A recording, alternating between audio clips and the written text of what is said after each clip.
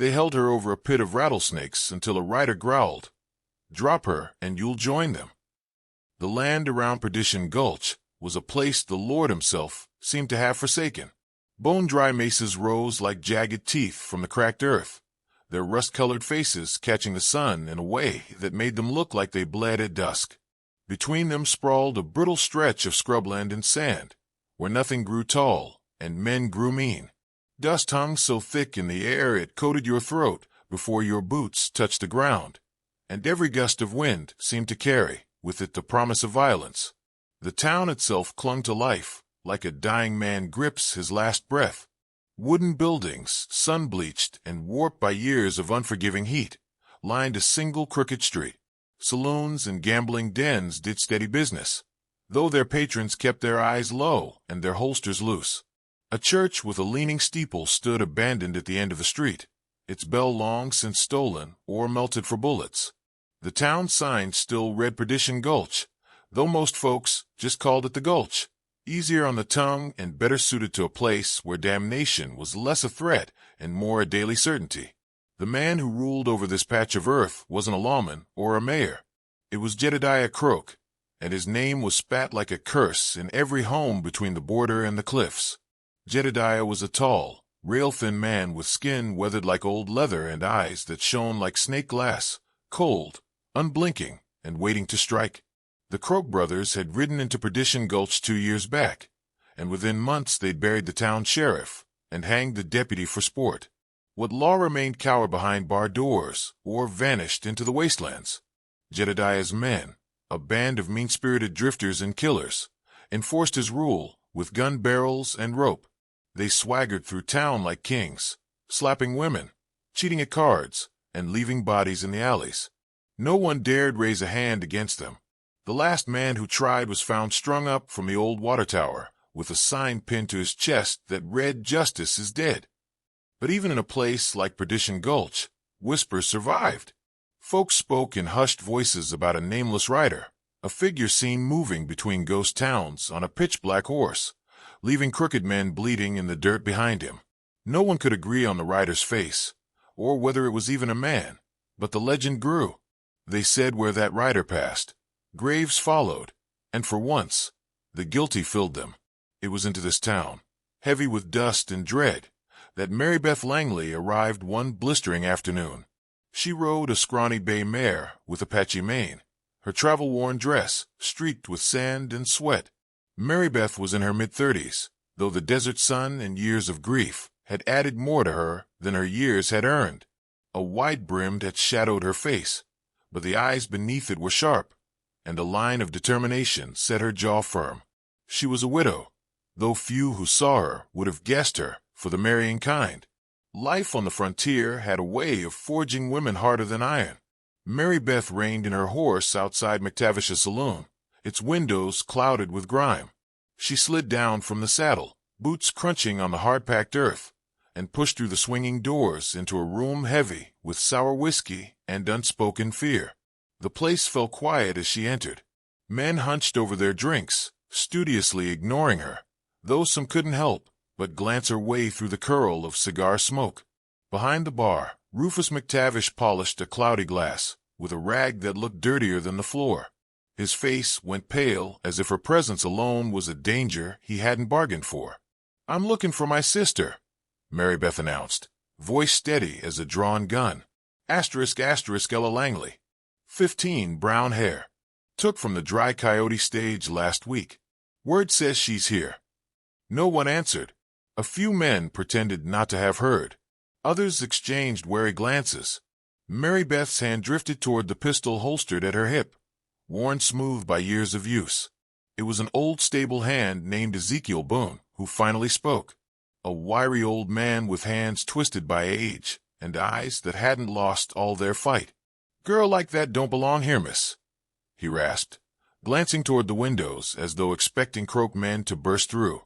"You best ride on. Nothing here but grief." Mary Beth stepped closer. Where'd they take her?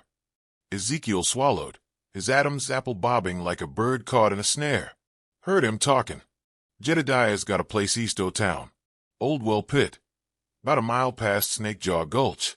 Them that cross him get thrown to the rattlers." His voice dropped. "Ain't no one come out once they go in." Mary Beth's eyes narrowed. She tossed a coin on the counter, turned, and walked out without another word. Outside, the sun hung low and angry in the sky, painting the mesas in streaks of fire. She made for the livery and rented a mule from a boy too scared to ask her business. Without pause, she saddled the beast, filled a canteen, and rode out of Perdition Gulch, following a faint trail that wound eastward into the Badlands. The desert stretched ahead like a great, empty mouth waiting to swallow her. As the sun bled into the horizon and the air turned cold, a lone figure appeared atop a distant ridge. Cloaked in shadow, a rider on a black stallion watched her progress. The rider made no move, no sound, but where they passed, the sand itself seemed to still. The desert night fell like a burial shroud, and Mary Beth Langley rode on, unaware of the unseen shadow trailing her into the darkness. The sun had climbed high by the time they made camp in the safety of a narrow arroyo, its walls of wind-carved stone shielding them from the worst of the heat and the keen eyes of any Croak men who might still be prowling the Badlands. The shade was thin, but it was enough. They watered the mule and Jonah's horse in a shallow pool left from a rare spring rain, the only sound the soft trickle of water and the distant call of a hawk riding the thermals above. Jonah Cross sat with his back to the stone, his rifle laid across his lap, and a battered flask in his hand. Mary Beth Langley knelt nearby, tending to Ella, washing the girl's bruised hands and face with water poured from a canteen. The girl was exhausted, her eyes glassy, but alive. It wasn't until the mule had settled and the sun began to slide westward that Jonah finally spoke. "I was sheriff here once," he said, voice rough as gravel and low as the coming night. Mary Beth glanced up, startled. "In Perdition Gulch?" "A long time back," he nodded, staring at the sky as though seeing it through old memories. "Place was bad then, too, but there was still a line folk didn't cross.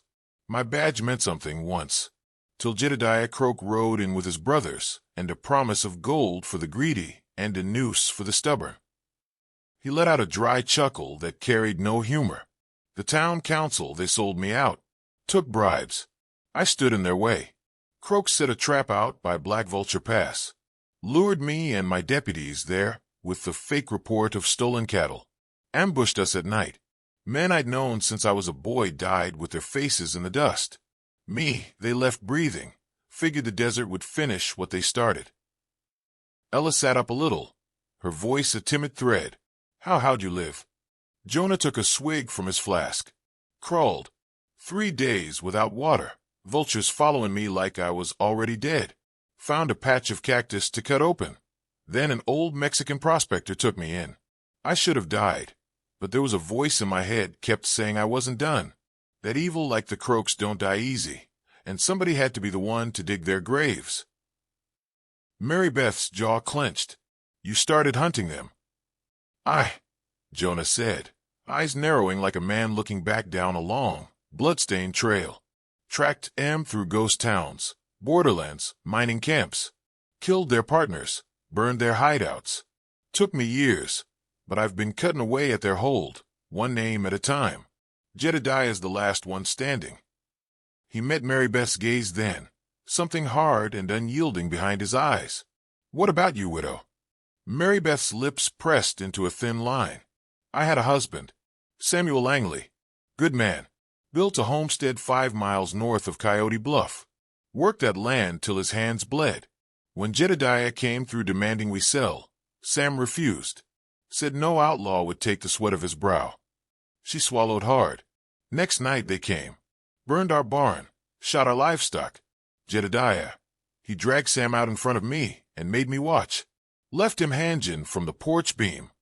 Her voice cracked for the first time. "I buried him alone." Silence settled heavy over the camp. Even the wind seemed to pause. Jonah gave a slow nod. "Ain't no talk of vengeance gonna mend that," he said quietly.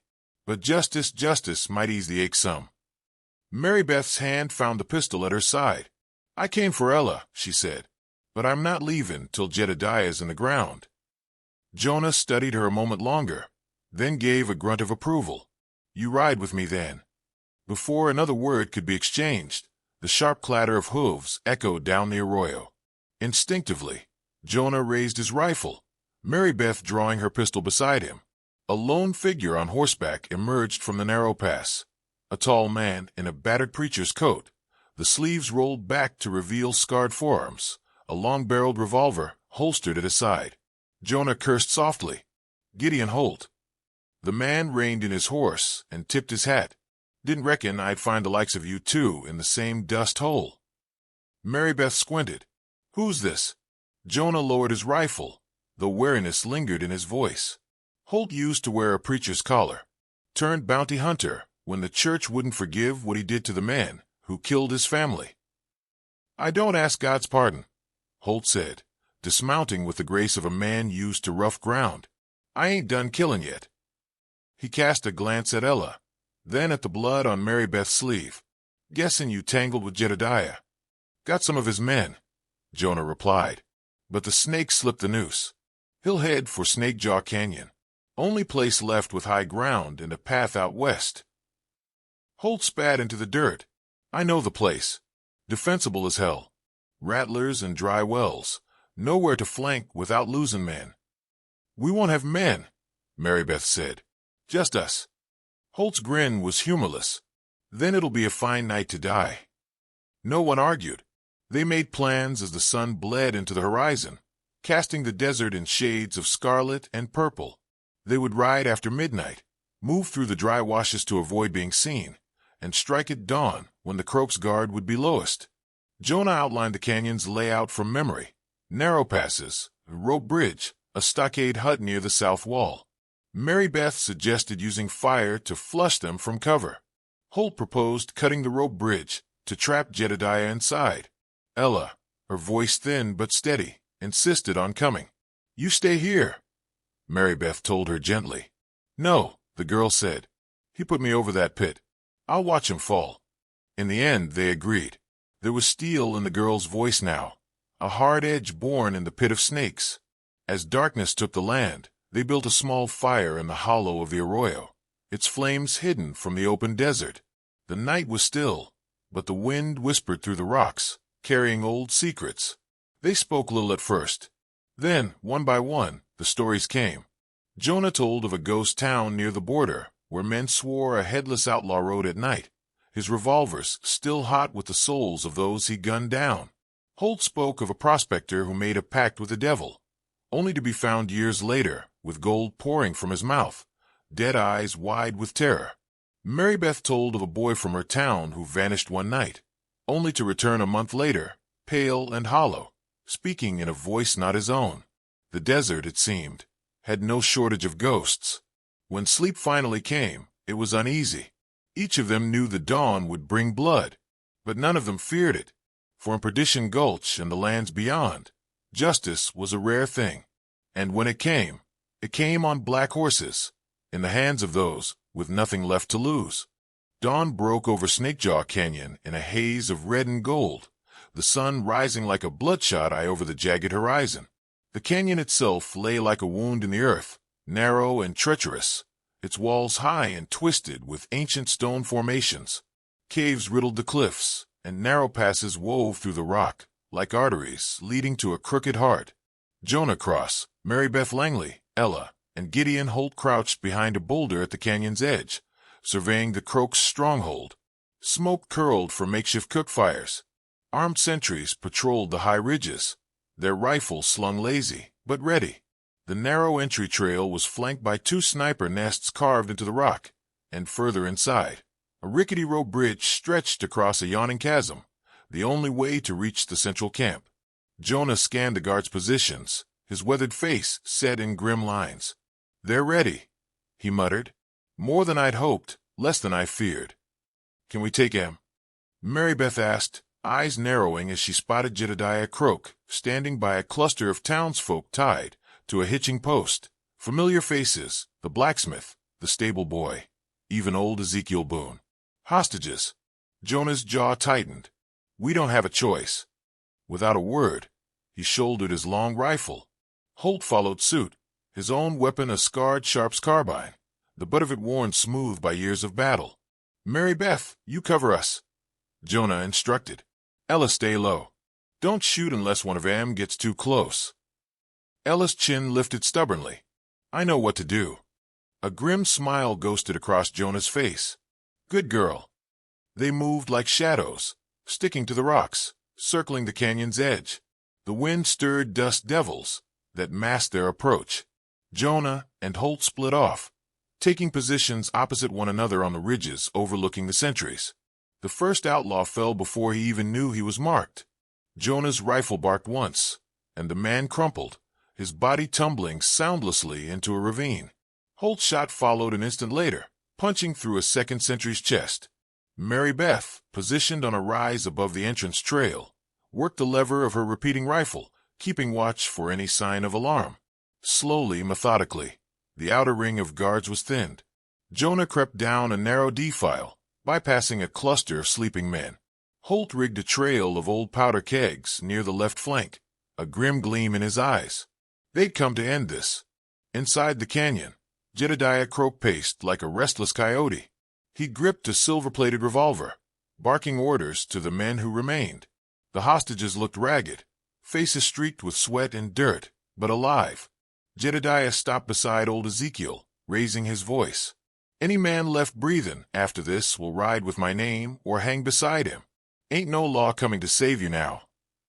From the shadows, Jonah stepped forward. There's a law left, he called. The entire canyon seemed to shudder at the sound of his voice. Men turned, guns half raised. Jedediah's eyes went wide for an instant before narrowing to slits. Well, I'll be, he sneered. Thought the desert had swallowed you, Cross. Not yet. Jonah's voice was low, carrying across the canyon floor. This ends today. Jedediah gestured toward the rope bridge. You want to die proper. You come to me, Jonah. Let's see if you've still got a man's spine, or if you'll send others to do your killing. Jonah stepped forward, cocking his rifle. By the old code, Jed. Sheriff to outlaw. No men, no guns. Just us. For a long moment, silence. The gathered outlaws looked between them, shifting uneasily. That old code, born from blood and dust, still meant something out here. Then Jedediah laughed, the sound sharp and humorless. Ain't no code left. I make the rules now. He lifted his revolver, signaling his men. Kill 'em all. The canyon exploded in gunfire. Jonah dove for cover as bullets kicked up dust around him. Holt fired from the ridge, dropping a rifleman. Mary Beth's repeater spat lead, driving back two men who tried to flank Jonah. Ella, crouched behind a boulder, clutched a pistol tight, her knuckles white. A sniper's bullet whined past Jonah's head, ricocheting off stone. He spotted the marksman, perched high in a niche with a clear line of fire to the hostages. Now, Holt. Jonah roared. Holt grinned grimly, lit a ragged fuse, and tossed it toward the powder kegs he'd set earlier. The explosion shook the canyon, collapsing part of the rock wall and burying the sniper's nest in a shower of stone. Holt disappeared in the blast's cloud, and when it cleared, only silence and smoke remained where he'd stood. Jonah's stomach twisted, but there was no time to grieve. Mary Beth was already moving, scrambling down the rocks toward the hostages. She fired as she ran, cutting down two men who tried to intercept her. Ella darted after her, covering the rear. Jonah made for the rope bridge.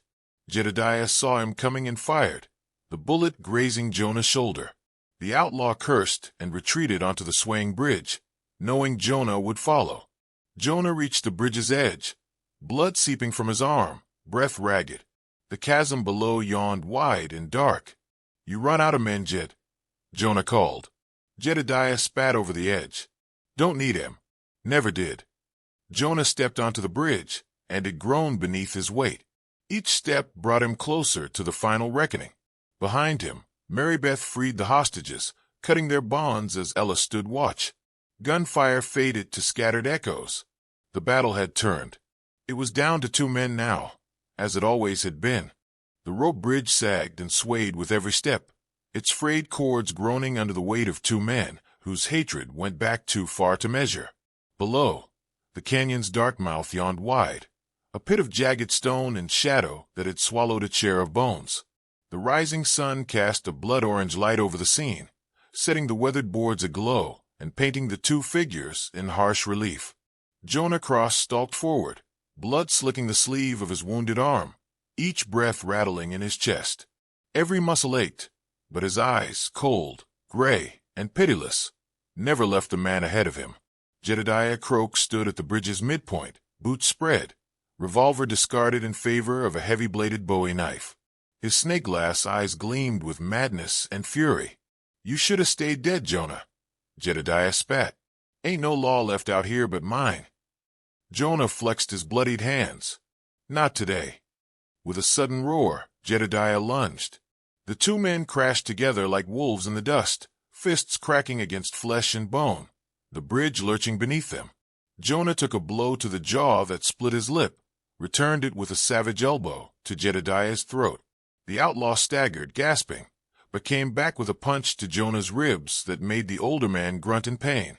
The rope strained under their combined fury.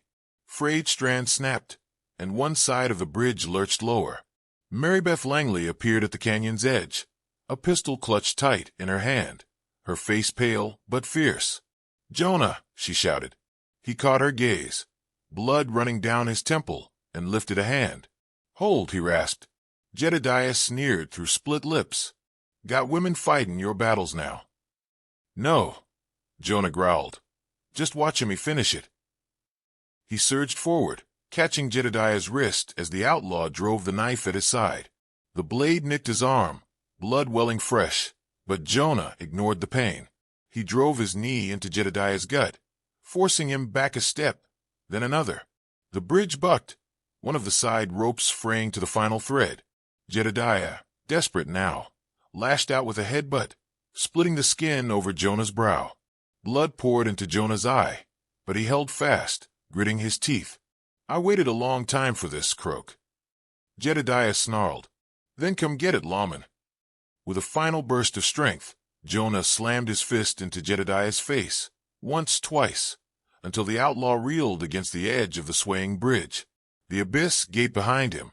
Jedediah's hand fumbled at his boot, pulling free a hidden dagger. He slashed wildly, the blade catching Jonah's side and opening a long, shallow cut. Jonah staggered but didn't fall. "Die, damn you!" Jedediah spat. Jonah caught the dagger hand in a vice-like grip and twisted. Bones cracked. The knife clattered to the planks and vanished into the canyon below. Their gazes locked one last time. Jonah, battered and bloodied, drew back his fist and spoke, voice low and final. "For Sam Langley. For my deputies. For every man you left in the dirt." Then he punched. Jedediah's body arched as the blow connected. His boots slipped on the blood-slicked planks. His arms flailed, grasping for the rope. The bridge gave one final, ominous groan. And then Jedediah Croak fell. His scream echoed down the chasm, swallowed by the abyss, until only silence remained. Jonah swayed, his breath ragged, and dropped to one knee. His hand clutched his side where blood seeped through his coat. Mary Beth was there in an instant, crossing the bucking bridge with the courage of a woman who no longer feared death. She knelt beside him, cradling his head against her lap. "Jonah, stay with me." He managed a faint, crooked grin, blood at the corner of his mouth. "I reckon this old coyote's run out of trails." Ella and the freed townsfolk appeared at the canyon's edge, watching in solemn silence. Jonah fumbled at his coat, pulling free a tarnished sheriff's badge, its brass dulled by dust and time. He pressed it into Mary Beth's blood-stained hands. "This belongs to you now," he rasped. "Perdition needs a soul that won't die without justice." Tears pricked Mary Beth's eyes, but her voice held steady. "I ain't you, Jonah." He smiled faintly. "You'll be better." The sun climbed higher, its warmth touching Jonah's weathered face one last time. His chest rose, fell, and stilled. Mary Beth closed his eyes, brushing dirt from his brow. The wind stirred around them, carrying away the last echoes of violence. She rose, the badge heavy in her palm, the weight of it no less than 1,000 pounds. "Bury him proper," she told the men. "Then pack up. We ride for Perdition." By sundown, they returned to Perdition Gulch. The town had changed in the space of a single day. The Croak's grip was broken. Outlaws had fled into the desert. The cowardly men of the council were nowhere to be found. Only townsfolk remained, cautious but watching. Mary Beth rode down the main street, the badge pinned over her heart. Dust rose around her, the last rays of sunlight catching the stars' dull gleam. She dismounted before McTavish's saloon, where folk gathered in uneasy clusters. Ella at her side, townsfolk and freed hostages behind her. No lawman had worn a badge here in a year. No one spoke. Mary Beth reached for the gun belt at her hip, then left it where it was. "This town belongs to decent folk again," she said, voice carrying down the street. "And if there's a man or woman here thinks to bring the old ways back, they'll answer to me." A hush fell, then slowly, one by one, heads nodded. It wasn't a cheer. It wasn't a riotous celebration. It was something quieter, heavier. Hope. And in a place like Perdition Gulch, that was rare as rain. As the sun slid behind the mesas, a warm wind stirred the dust in the empty street. Somewhere out beyond the horizon, coyotes sang to the coming night. And a voice, that of a nameless old narrator, as old as the desert itself, spoke over the fading day. In a land where the desert swallows the weak, where names are lost to sand and time, it takes more than a gun to make a hero. It takes a soul unwilling to die without justice. And though men like Jonah cross paths into legend, new souls rise to carry the fire. And in Perdition Gulch, the fire still burned,